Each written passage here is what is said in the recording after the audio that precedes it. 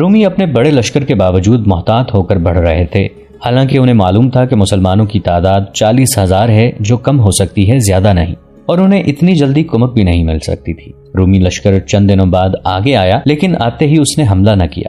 وہ چند میل دور رک گئے اور اپنے دستوں کو جنگ کی ترتیب میں پھیلا دیا۔ مورخ لکھتے ہیں کہ رومی فوج کی تعداد اتنی زیادہ تھی کہ صحیح معنوں میں انسانوں اور گھوڑوں کا سمندر لگتی تھی۔ اس فوج کے محاذ کی لمبائی 18 میل تھی اور گہرائی بھی خاصی زیادہ تھی۔ صفوں کے پیچھے صفیں تھیں۔ رومی لشکر کے سالار اعلیٰ ماہان نے آگے آ کر مسلمانوں کی فوج کا جائزہ لیا۔ اسے اپنی جنگی طاقت پر اتنا ناز تھا کہ وہ مسلمانوں کی صفوں کے قریب آ گیا۔ اس کے چہرے پر رونت اور ہونٹوں پر طنزیہ مسکراہٹ تھی۔ مسلمان اسے خاموشی سے دیکھتے رہے اور وہ مسلمانوں کو حقارت سے دیکھتا آگے بڑھتا گیا۔ اس کے پیچھے پیچھے 12 محافظ گھوڑوں پر بڑی شان سے جا رہے تھے۔ ماہان زیادہ دور نہیں گیا تھا کہ اس کے لشکر کی طرف سے ایک سوار گھوڑا سرپٹ دوڑاتا آیا۔ ماہان رک گیا۔ گھڑ سوار اس کے قریب آ رکا اور رومی انداز سے سلام پیش کر کے اس کے ہاتھ میں کچھ دیا۔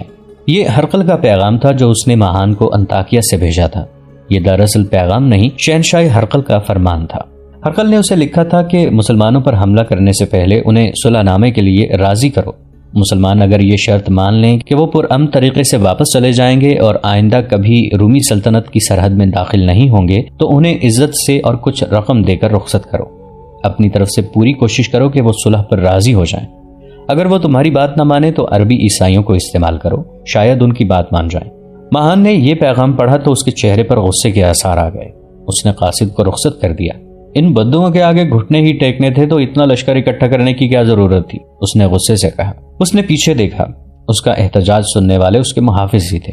اس نے مسلمانوں کے محاذ کی طرف دیکھا اور گھوڑے کا رخ اس طرف کر کے آگے گیا۔ قریب جا کر اس نے گھوڑا روک لیا اور ایک محافظ کو اپنے پاس بلایا۔ انہیں کہو کہ اپنے سالار اعلیٰ کو سامنے کریں، اس نے اپنے محافظ سے کہا، اور کہو کہ ہمارے سالار اعلیٰ ماہان صلح کی بات کرنے آئے ہیں۔ محافظ نے اس کے الفاظ بلند آواز سے دہرائے۔ مسلمانوں کی طرف سے جواب آیا کہ آتے ہیں۔ سوال پیدا ہوتا ہے کہ مسلمانوں کے ہاتھوں ہرقل کی آدھی فوج کٹ گئی تھی۔ بے انداز مال غنیمت مسلمانوں کے ہاتھ لگا تھا اور مسلمانوں نے سلطنت روم کے بے شمار علاقے پر قبضہ کر لیا تھا۔ پھر ہرقل نے انہیں بخش کیوں دیا تھا؟ اس نے 1.5-2 لاکھ فوج اکٹھی کر کے بھی مسلمانوں کے آگے صلح کا ہاتھ کیوں بڑھایا تھا؟ فوری طور پر یہ جواب سامنے آتا ہے کہ اس کی فوج پر مسلمانوں کی جو دہشت طاری تھی اس سے وہ خطرہ محسوس کرتا تھا کہ اس کی اتنی بڑی فوج بھی شکست کھا جائے گی۔ لیکن اس وقت کے وقائع نگاروں، مورخوں اور بعد کے تاریخ نویسوں نے مختلف حوالوں سے لکھا ہے کہ ہرقل اوچھا دشمن نہیں تھا، وہ جنگجو تھا اور جنگجو قوم کی قدر کیا کرتا تھا۔ خالد رضی اللہ عنہ کی قیادت سے وہ متاثر تھا۔ وہ نہیں چاہتا تھا کہ ایک جنگجو قوم کی اتنی پرعزم فوج اس کے لشکر کے ہاتھوں ختم ہو جائے۔ وہ مسلمانوں کو زندہ واپس چلے جانے کا موقع دے رہا تھا۔ اسے توقع تھی کہ مسلمانوں نے جذبے کے زور پر اس کے لشکر سے ٹکر لی تو مسلمانوں کا قتل عام ہوگا۔ ہرقل نے جو کچھ بھی سوچا تھا اس کے متعلق آراء مختلف ہو سکتی ہیں، لیکن مسلمانوں کی سوچ مختلف تھی۔ میدان جنگ میں نہ وہ رحم کرتے تھے نہ رحم کے طلبگار ہوتے تھے۔ اپنی نفری کی کمی اور دشمن کی کئی گنا زیادہ طاقت نے انہیں کبھی پریشان نہیں کیا تھا۔ رومی سالار ماہان کی پکار پر ابو عبیدہ رضی اللہ عنہ آگے آ گئے۔ ان کے ساتھ ایک ترجمان تھا۔ اے سالار، ماہان نے باروب لہجے میں پوچھا، کیا تو امن و امان سے یہاں سے چلا جانا چاہتا ہے؟ ہم امن و امان چاہتے ہیں، ابو عبیدہ رضی اللہ عنہ نے کہا، لیکن جانا نہیں چاہتے۔ شہنشاہ ہرقل کے حکم کی تعمیل لازمی ہے، ماہان نے کہا۔ اسی کے حکم سے میں تیرے پاس آیا ہوں۔ لیکن میرے رومی دوست، ابو عبیدہ رضی اللہ عنہ نے کہا، ہم پر صرف اللہ کے حکم کی تعمیل لازمی ہے۔ شہنشاہ ہرقل تمہیں ایک موقع دے رہے ہیں، ماہان نے کہا۔ اپنی اس ذرا سی فوج سے میری فوج کے ساتھ ٹکر لینے سے باز آ جاؤ۔ میں اپنے ایک سالار کو صلح کی بات چیت کے لیے بھیج رہا ہوں۔ اور وہ چلا گیا۔ رومی فوج کا جو سالار صلح کی بات چیت کرنے آیا وہ گریگری تھا۔ ابو عبیدہ رضی اللہ عنہ نے اس کا استقبال کیا۔ میں شہنشاہ ہرقل کی طرف سے صلح کی پیشکش لے کر آیا ہوں، گریگری نے کہا۔ اگر تم واپس چلے جاؤ اور پھر کبھی ادھر نہ آنے کا معاہدہ کر لو تو ہمارے شہروں اور قصبوں سے جو مال غنیمت وغیرہ اٹھایا ہے وہ اپنے ساتھ لے جا سکتے ہو۔ ہمارا لشکر دیکھ لو اور اپنی تعداد دیکھ لو۔ اگر یہ لڑائی میری ذاتی ہوتی تو میں تمہاری پیشکش قبول کر لیتا، ابو عبیدہ رضی اللہ عنہ نے کہا۔ میں شہنشاہ نہیں، شہنشاہ اللہ ہے اور ہم اسی کے حکم پر آئے ہیں، ہم کوئی پیشکش قبول نہیں کر سکتے۔ گریگری چلا گیا۔ ہرقل نے اپنے فرمان میں لکھا تھا کہ صلح کا ذریعہ استعمال کرو۔ اس حکم کے مطابق ماہان نے ایک اور سالار جبلہ بن الاحم کو بھیجا۔ کیا تمہاری فوج کے تمام سالار باری باری صلح کا پیغام لے کر آئیں گے؟ ابو عبیدہ رضی اللہ عنہ نے پوچھا۔ کیا کوئی میرے انکار کو اقرار میں بدل سکتا ہے؟ صلح کا پیغام لانے والا میں آخری سالار ہوں، جبلہ نے کہا۔ میں اس لیے آیا ہوں کہ میں بھی عربی ہوں، ہوں تو عیسائی، لیکن میرے دل میں اپنے وطن کے لوگوں کی محبت ہے. میں تمہیں تباہی سے بچانے آیا ہوں. تم واپس چلے جاؤ. اگر تمہارا کوئی مطالبہ ہے تو بتا دو، میں وہ پورا کر دوں گا. ہمارا مطالبہ تم جانتے ہو. ابو عبیدہ رضی اللہ عنہ نے کہا. ہم خیرات نہیں جزیہ لیں گے. اے عربی سالار، جبلہ نے حیران ہو کر پوچھا، کیا 40,000 کی فوج 4 گنا طاقتور لشکر سے جزیہ وصول کر سکتی ہے؟ ابو عبیدہ رضی اللہ عنہ نے شہادت کی انگلی آسمان کی طرف کی اور ان کے ہونٹوں پر تبسم آ گیا. انہوں نے رومیوں کی ہر پیشکش ٹھکرا دی اور صلح سے انکار کر دیا. جولائی 636 عیسوی بمطابق جمادی الاخر 15 ہجری کا تیسرا ہفتہ شروع ہو چکا تھا. جبلہ بن الاحم نے اپنے سالار مہان کو جا کر بتایا کہ مسلمان کسی قیمت اور کسی شرط پر صلح کے لیے تیار نہیں. ہم شہنشاہ ہرقل کے حکم کی تعمیل کر چکے ہیں. مہان نے کہا. میں نے اپنے ذرائع استعمال کر لیے ہیں. جبلہ، اب وہ طریقہ اختیار کرو جو شہنشاہ ہرقل کو پسند نہیں تھا. ان بدقسمت اور کم عقل مسلمانوں پر حملہ کرو. اس سے انہیں ہماری طاقت کا اندازہ ہو جائے گا اور ہم یہ دیکھ لیں گے کہ ان میں کتنا دم خم ہے اور ان کے انداز کیا ہیں. رومی لشکر کا پڑاؤ کئی میل دور تھا. جبلہ اپنے دستوں کو لے کر مسلمانوں کے سامنے آیا. اس کے دستوں کو رومی فوج کے ہتھیار دیے گئے تھے جو بہتر قسم کے تھے. ان دستوں میں عربی عیسائی تھے. وہ جب آئے تو مسلمان لڑائی کے لیے تیار ہو چکے تھے. جبلہ نے آتے ہی حملہ نہ کیا. وہ مسلمانوں کے محاذ کو دیکھ کر حملہ کرنا چاہتا تھا. آخر اس نے حلہ بولنے کا حکم دے دیا. وہ ابھی مسلمانوں کی اگلی صف تک پہنچا بھی نہ تھا کہ اس کے دستوں کے دونوں پہلوؤں پر حملہ ہو گیا. حملہ کرنے والا مسلمان سواروں کا دستہ تھا جس کی کمان خالد رضی اللہ عنہ کر رہے تھے. گھوم پھر کر لڑنے والے اس دستے نے اپنا مخصوص انداز اختیار کیا. جبلہ کی ترتیب گڑبڑ ہو گئی. اس پر سامنے سے بھی حملہ ہوا. عیسائی بکھلا گئے. انہیں اپنے پہلوؤں پر حملے کی توقع نہیں تھی. مسلمان سواروں نے انہیں بکھیر دیا. عیسائی اب بھاگنے کے سوا کچھ نہیں کر سکتے تھے. وہ بہت سی لاشیں اور بے انداز زخمی پیچھے پھینک کر پسپا ہو گئے. مورخ لکھتے ہیں کہ ماہان نے مسلمانوں کو لڑتے بھی دیکھا اور جس تیزی سے مسلمان سواروں نے جبلہ کے دستوں پر حملہ کیا تھا وہ بھی دیکھا اور وہ سمجھ گیا کہ مسلمانوں سے لڑنا بہت مشکل ہے اور اس کے لیے مزید تیاری کی ضرورت ہے. ماہان نے حملے کے لیے کوئی اور دستہ نہ بھیجا. ماہان کی توقع تھی کہ مسلمان جوابی حملہ کریں گے، لیکن نفری کی کمی مسلمانوں کی مجبوری تھی. وہ جوابی حملہ کرنے کا خطرہ مول نہیں لے سکتے تھے. ادھر جبلہ محتاط ہو گیا. دن گزرنے لگے. دونوں طرف کی فوجوں نے ایک دوسرے پر نظر رکھنے کے لیے اپنے اپنے آدمی مقرر کر دیے. یہ وقفہ مسلمانوں کے لیے فائدہ مند رہا. انہیں مدینہ سے 6,000 افراد کی کمک مل گئی. یہ 6,000 افراد یمنی تھے اور تازہ دم بھی. ان سے مسلمانوں کے محاذ کو کچھ تقویت مل گئی. مسلمانوں کی فوج کی تفصیل اس طرح تھی کہ اس کی کل تعداد 40,000 تھی. ان میں 1,000 رسول اکرم صلی اللہ علیہ وآلہ وسلم کے صحابہ کرام رضوان اللہ علیہم اجمعین تھے. ان 1,000 میں 100 وہ مجاہدین بھی شامل تھے جو بدر کی لڑائی میں لڑے تھے. اس نفری میں رسول کریم صلی اللہ علیہ وآلہ وسلم کے پھوپھی زاد بھائی زبیر رضی اللہ عنہ بھی شریک تھے اور اس نفری میں پہلی جنگوں کی 2 مشہور شخصیتیں بھی شامل تھیں. ابو سفیان رضی اللہ عنہ اور ان کی بیوی ہند. ہند وہ خاتون تھیں جنہوں نے قبول اسلام سے پہلے غزوہ احد میں حمزہ رضی اللہ عنہ کی لاش کا کلیجہ نکلوا کر چبایا تھا. ابو سفیان رضی اللہ عنہ کے بیٹے یزید رضی اللہ عنہ پہلے ہی 40,000 کی اس فوج میں شامل تھے اور سالار تھے. 1 مہینہ گزر گیا تو دشمن نے دیکھا کہ اس کا لشکر لڑنے کے لیے تیار ہو گیا ہے اور مسلمانوں کی نفری میں بھی کوئی اضافہ نہیں ہوا تو اس نے مزید انتظار مناسب نہ سمجھا. لیکن اس نے ایک بار پھر صلح کی کوشش کو ضروری سمجھا. اس نے اپنا ایک ایلچی مسلمانوں کے محاذ کو اس پیغام کے ساتھ بھیجا کہ سالار اعلیٰ بات چیت کے لیے آئیں. ابو سلیمان ابو عبیدہ رضی اللہ عنہ نے خالد رضی اللہ عنہ سے کہا، کیا یہ بہتر نہیں ہوگا کہ اب اس شخص کے ساتھ تو بات کرے؟ وہ ہمیں اپنی طاقت سے ڈرا کر صلح کرنا چاہتا ہے. مجھے ہی جانا چاہیے امین الامت، خالد رضی اللہ عنہ نے کہا. اس کے ساتھ میں ہی بات کروں گا. خالد رضی اللہ عنہ گھوڑے پر سوار ہوئے اور ایڑ لگا دی. مہان نظر نہیں آ رہا تھا. خالد رضی اللہ عنہ کے ساتھ چند ایک محافظ تھے. وہ رومیوں کے محاذ تک چلے گئے. مہان نے ان کا استقبال کیا اور انہیں اپنے خیمے میں لے گیا. خیمے میں محسوس ہی نہیں ہوتا تھا کہ یہ میدان جنگ ہے. یہ شاہانہ کمرہ تھا. میں مہان ہوں. مہان نے اپنا تعارف کرایا. رومی فوج کا سالار اعلیٰ. میں کچھ بھی نہیں ہوں، خالد رضی اللہ عنہ نے کہا. میرا نام خالد بن ولید ہے. تم سب کچھ ہو ابن الولید؟ مہان نے کہا. جہاں تک تم نہیں پہنچ سکے وہاں تک تمہارا نام پہنچ گیا ہے. میرا خیال ہے تم جتنے قابل اور جرت مند سالار ہو اتنے ہی دانش مند انسان بھی ہوگے. کیا تم پسند کرو گے کہ تمہاری 40,000 فوج میرے اس لشکر کے ہاتھوں ماری جائے جو بڑی دور دور تک پھیلی ہوئی چٹانوں کی مانند ہے؟ دانش مند آدمی چٹانوں سے نہیں ٹکرایا کرتے.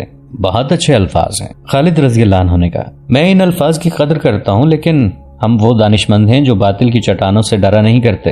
تم نے مجھے یہاں تک آنے کا موقع اس لیے دیا ہے کہ میں تمہارے لشکر کو دیکھ کر ڈر جاؤں. ابن الولید، مہان نے کہا، کیا تجھے اپنے سپاہیوں کی بیویوں اور بچوں کا بھی کوئی خیال نہیں جو تمہارے لشکر کے ساتھ ہیں؟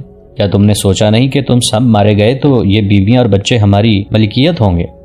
ماہان، خالد رضی اللہ عنہ نے مسکراتے ہوئے کہا، ہم سب کچھ سوچ چکے ہیں، صلح نہیں ہوگی۔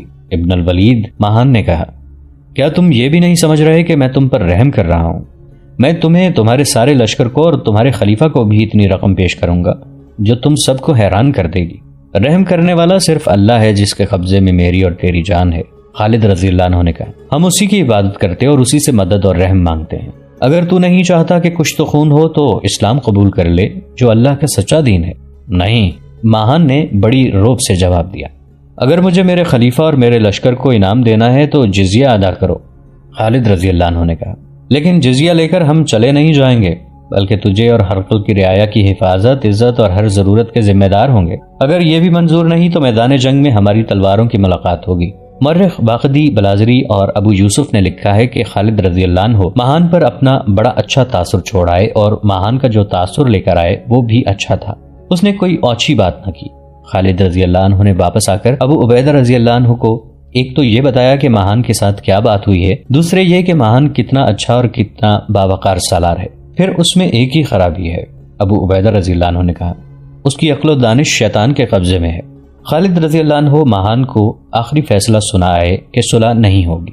ابو عبیدہ رضی اللہ عنہ نے اپنے تمام سالاروں کو اکٹھا کر کے بتایا کہ دشمن نے صلح کی پیشکش کی تھی جو ٹھکرا دی گئی ہے، اور اب لڑائی ناگزیر ہو گئی ہے، اور تمام مجاہدین کو یہ بھی بتا دیا جائے کہ رومیوں نے ہمیں اپنے لشکر اور اپنی جنگی طاقت سے ڈرایا ہے۔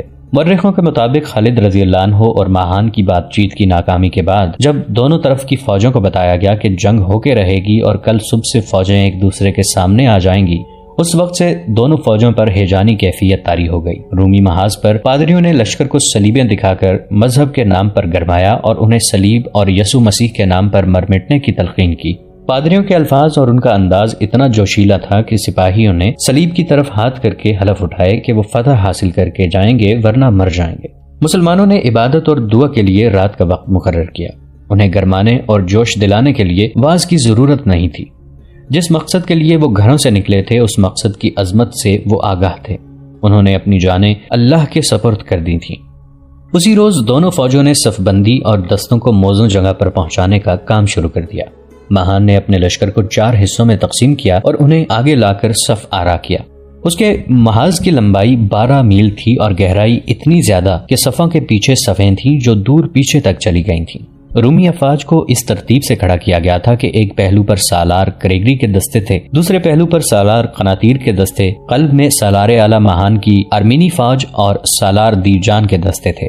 گھڑ سوار دستوں کو 4 حصوں میں تقسیم کیا گیا اور انہیں ایسی جگہوں پر کھڑا کیا گیا جہاں ان کے سامنے مسلمانوں کے پیادہ دستے تھے۔ رومیوں کے پاس سوار دستے اتنے زیادہ تھے کہ انہوں نے سواروں کے پیچھے بھی سوار کھڑے کر دیے۔ سالار جبلہ بن الاہم کے گھڑ سواروں اور شتر سواروں کو 12 میل لمبے محاذ کے آگے کھڑا کیا گیا۔ ماہان نے ایک بندوبست اور کیا۔ کریگری کے دستے ایک پہلو پر تھے، ان میں 30,000 پیادے تھے۔ ان تمام پیادوں کو زنجیروں سے باندھ دیا گیا۔ ایک زنجیر میں 10-10 آدمی باندھ دیے گئے۔ زنجیریں اتنی لمبی کر دیں کہ ان سے بندھے ہوئے سپاہی آسانی سے لڑ سکتے تھے۔ زنجیروں کا ایک مقصد یہ تھا کہ سپاہی بھاگ نہیں سکیں گے، اور دوسرا مقصد یہ کہ مسلمان حملہ کریں گے تو ان زنجیروں سے الجھ جائیں گے، گریں گے اور صفیں توڑ کر آگے نکل نہیں سکیں گے۔ خالد رضی اللہ عنہ رومیوں کی صف بندی دیکھ رہے تھے۔ سالار اعلی ابو عبیدہ رضی اللہ عنہ تھے۔ ان میں ایک قابل سالار کی ساری خصوصیات موجود تھیں، لیکن میدان جنگ میں بڑی احتیاط سے قدم اٹھاتے تھے اور خطرہ مول لینے سے کچھ گریز کرتے تھے۔ جنگ یرموک میں انہوں نے سپہ سالاری کے فرائض خالد رضی اللہ عنہ کے حوالے کر دیے تھے۔ یہ جنگ ایسی تھی جس میں خطرے مول لینے ہی تھے۔ دشمن کی اتنی زیادہ طاقت کے مقابلے میں روایتی طریقوں سے جنگ نہیں لڑی جا سکتی تھی۔ سپہ سالار ابو عبیدہ رضی اللہ عنہ ہی تھے۔ انہوں نے یہ صورتحال خالد رضی اللہ عنہ کے سپرد کر دی تھی۔ خالد رضی اللہ عنہ نے ابو عبیدہ رضی اللہ عنہ سے کہا کہ وہ تمام سالاروں اور کمانداروں کو اکٹھا کریں۔ خالد رضی اللہ عنہ انہیں صف آرائی اور جنگ کے متعلق کچھ بتانا چاہتے تھے۔ چونکہ وہ سپہ سالار نہیں تھے اس لیے سالاروں پر ان کا حکم نہیں چل سکتا تھا۔ ابو عبیدہ رضی اللہ عنہ نے سب کو بلا لیا۔ خالد رضی اللہ عنہ نے انہیں بتایا کہ دشمن کی تعداد کو وہ دیکھ رہے ہیں اور اپنی تعداد بھی ان کے سامنے ہے، اس لیے یہ زندگی اور موت کی جنگ ہوگی۔ اس کے بعد خالد رضی اللہ عنہ نے مجاہدین کو اس طرح تقسیم کیا: 40,000 تعداد میں کل 10,000 گھڑ سوار تھے۔ 30,000 پیادوں کو 36 حصوں میں تقسیم کیا۔ ہر حصے میں 800 سے 900 پیادے آئے۔ گھڑ سواروں کو انہوں نے 200 کے 3 حصوں میں تقسیم کیا۔ ایک کی کمان قیس کو دینی تھی، دوسرے کی مسرا بن مسروق کو اور تیسرے کی کمان عامر بن طفیل کو تھی۔ مسلمانوں کے محاذ کی لمبائی 11 میل تھی، یعنی دشمن سے 1 میل کم۔ ظاہر ہے مسلمانوں کی صف آرائی کی گہرائی تھی ہی نہیں۔ ایک پہلو پر یزید بن ابو سفیان کے اور دوسرے پر عمرو بن العاص کے دستے تھے، انہیں 200 کا ایک سوار دستہ بھی دیا گیا تھا۔ ابو عبیدہ رضی اللہ عنہ قلب میں تھے، انہوں نے سالار شرجیل بن حسنہ کے دستوں کو اپنے ساتھ دائیں طرف رکھا۔ ان کے ساتھ سالار اکرمہ بن ابو جہل اور عبد الرحمن بن خالد رضی اللہ عنہ بھی تھے۔ 4000 گھڑ سواروں کو خالد رضی اللہ عنہ نے اپنی کمان میں اگلی صفوں کے پیچھے رکھا تھا۔ انہیں ہر اس جگہ پہنچنا تھا جہاں دشمن کا دباؤ زیادہ ہونا تھا اور ان سواروں نے گھوم پھر کر لڑنا تھا۔ اگلی صف کے پیادوں کو لمبی برچیاں دے دی گئی تھیں جو نیزے کہلاتی تھیں۔ ان کی انیاں 3 دھاری اور 4 دھاری تھیں اور بہت تیز۔ ان پیادوں میں تیر انداز خاص طور پر رکھے گئے تھے۔ رومیوں کے حملے کو نیزوں اور تیروں کی بوچھاڑوں سے روکنا تھا۔ اس کے بعد تیغ زنوں نے اپنے جوہر دکھانے تھے۔ اس دور کے رواج کے مطابق بہت سے مجاہدین کے بیوی بچے اور بعض کی بہنیں ان کے ساتھ تھیں۔ ان عورتوں اور بچوں کو فوج کے پیچھے رکھا گیا۔ ابو عبیدہ رضی اللہ عنہ وہاں گئے۔ قوم کی بیٹیوں، ابو عبیدہ رضی اللہ عنہ نے عورتوں سے کہا، ہم تمہاری حفاظت کریں گے، لیکن تمہیں ایک کام کرنا ہے، اپنے پاس پتھر جمع کرو اور خیموں کے ڈنڈے اپنے ہاتھوں میں رکھو۔ اگر کوئی مسلمان بھاگ کر پیچھے آئے تو اسے پتھر مارو، ڈنڈے اس کے منہ پر مارو۔ بھاگنے والوں کی بیوی بچیوں کو ان کے سامنے کھڑا کر دو۔ عورتوں نے اسی وقت خیموں سے ڈنڈے نکال لیے اور پتھر اکٹھے کرنے لگی۔ صف بندی ہو چکی تو ابو عبیدہ رضی اللہ عنہ، خالد رضی اللہ عنہ اور دوسرے سالار ایک سرے سے دوسرے سرے تک گئے۔ وہ مجاہدین کا حوصلہ بڑھا رہے تھے۔ وہ ہنستے اور مسکراتے تھے اور کہیں رک جاتے تو خالد رضی اللہ عنہ چند الفاظ کہہ کر ان کے جذبوں کو سہارا دیتے تھے۔ ان کے الفاظ کچھ اس قسم کے تھے کہ اللہ کی طرف سے بڑے سخت امتحان کا وقت آ گیا ہے۔ اللہ کی مدد اسی کو حاصل ہوتی ہے جو اس کی راہ پر ثابت قدم رہتا ہے۔ دنیا میں اور آخرت میں عزت اور تکریم انہیں ملتی ہے جن کے دلوں میں ایمان کی شمع روشن ہوتی ہے اور وہ کفر کی تیز دھار تلوار کا مقابلہ بے خوف ہو کر کرتے ہیں۔ مورخ طبری نے لکھا ہے کہ یہ سالار ایک دستے کے سامنے سے گزرے تو ایک مجاہد نے کہا، رومی کتنے زیادہ اور ہم کتنے تھوڑے ہیں۔ خالد رضی اللہ عنہ نے گھوڑا روک لیا۔ میرے رفیق، خالد رضی اللہ عنہ نے بڑی بلند آواز میں کہا، کہو رومی کتنے تھوڑے اور ہم کتنے زیادہ ہیں۔ طاقت تعداد کی نہیں ہوتی، طاقت اللہ کی مدد سے ملتی ہے۔ تعداد رومیوں کے پاس ہے، اللہ ہمارے ساتھ ہے۔ اللہ جس کا ساتھ چھوڑ دے وہ بہت کمزور ہو جاتا ہے۔ زیادہ تر مورخوں نے لکھا ہے کہ سالار اور کماندار جب اپنی فوج میں گھوم پھر رہے تھے تو یہ آیت با آواز بلند پڑھتے جاتے تھے۔ اس آیت کا مفہوم کچھ یوں ہے کہ کتنی ہی بار چھوٹی چھوٹی جماعتیں اللہ کے چاہنے سے بڑی بڑی جماعتوں پر غالب آئی ہیں۔ اللہ صبر و استقامت والوں کا ساتھ دیتا ہے۔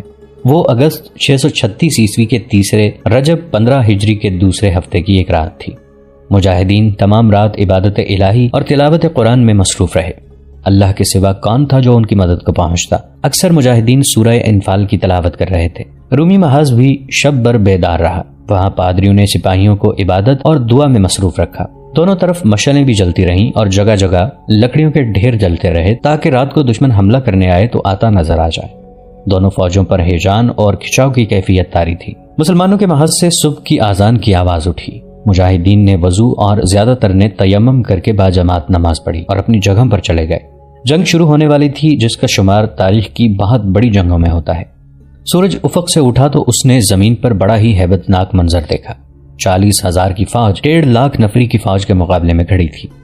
شان تو ہرقل کے لشکر کی تھی، اس کے جھنڈے لہرا رہے تھے اور بہت سی صلیبیں اوپر کو اٹھی ہوئی تھیں۔ اس میں ذرا سے شک کی بھی گنجائش نہیں تھی کہ یہ لشکر اپنے سامنے کھڑی اس چھوٹی سی فوج کو نیست و نابود کر دے گا۔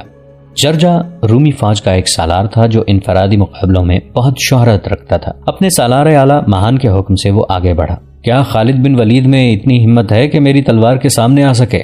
جرجا نے للکار کر کہا، میں ہوں رومیوں کا قاتل۔ خالد رضی اللہ عنہ للکارتے ہوئے آگے بڑھے، میں ہوں خالد بن ولید۔ خالد رضی اللہ عنہ دونوں فوجوں کے درمیان جا کر رک گئے۔ انہوں نے تلوار نکال لی تھی لیکن جرجا نے تلوار نہ نکالی۔ وہ گھوڑے پر سوار آ رہا تھا۔ خالد بن ولید رضی اللہ عنہ اپنے گھوڑے کو اس کے گھوڑے کے اتنا قریب لے گئے کہ دونوں گھوڑوں کی گردنیں مل گئیں۔ جرجا نے پھر بھی تلوار نہ نکالی۔ طبری، واقدی، ہنری سمتھ اور ابو یوسف نے یہ واقعہ تفصیل سے لکھا ہے۔ اتنی قریب ہو کر بھی جرجا نے تلوار نہ نکالی۔ ابن الولید، جرجا نے کہا، جھوٹ نہ بولنا کہ جنگجو جھوٹ نہیں بولا کرتے، دھوکہ بھی نہ دینا کہ اعلیٰ نسل کے لوگ دھوکہ نہیں دیا کرتے۔ تو دوستو یہ تھی ہماری آج کی ایپیسوڈ. امید کرتے ہیں آپ کو ہماری ایپیسوڈ پسند آئی ہوگی. جانے سے پہلے اس ویڈیو کو لائک، شیئر اور کامنٹ کرنا مت بھولیے. اور اگر آپ ہمارے چینل پر نئے ہیں تو اسے سبسکرائب کیجئے اور بیل آئیکن پر کلک کیجئے تاکہ آپ کو تمام ویڈیوز فوراً ملتی رہیں.